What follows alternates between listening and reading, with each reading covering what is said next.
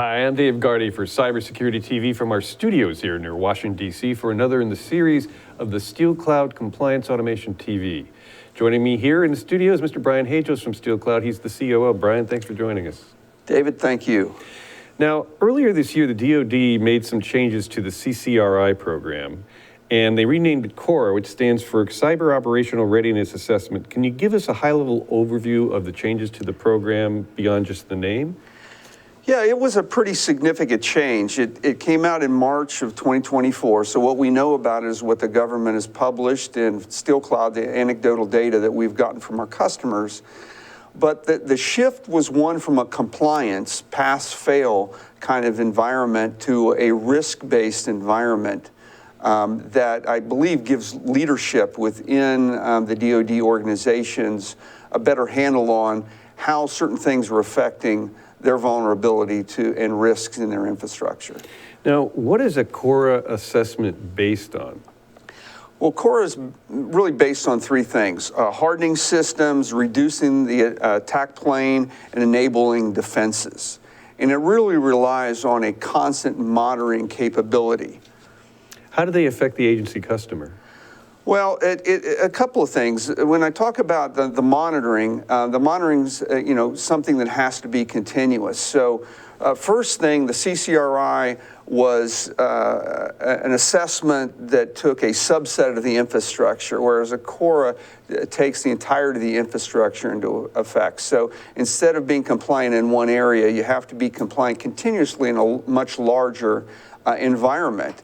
And the real objective here, bringing risk into play for leadership and basing what they're doing on the MITRE ATT&CK framework, is really looking at real-world vulnerabilities they have to adversaries in the real world.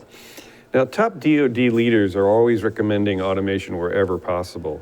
Why is that, and what parts of an assessment can you automate when preparing for CORA?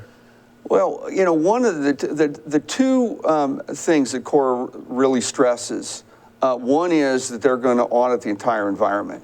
So as opposed to concentrating your efforts on a single part of your organization, you have to do it all. So automation is really the only way to bring those into a level in which you don't have risk.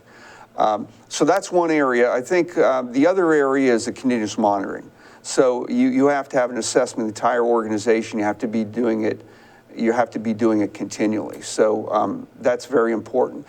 I think the other thing that they're trying to get away from and move toward, again with continuous monitoring, is get away from the surge that people had getting ready for CCRI, and getting them into a posture in which they're continuing compliance.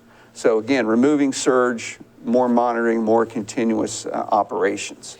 And how can SteelCloud help with the CORA assessment? Well, you know, a big part of a CCRI is still a big part of a CORA, and that is secure configurations.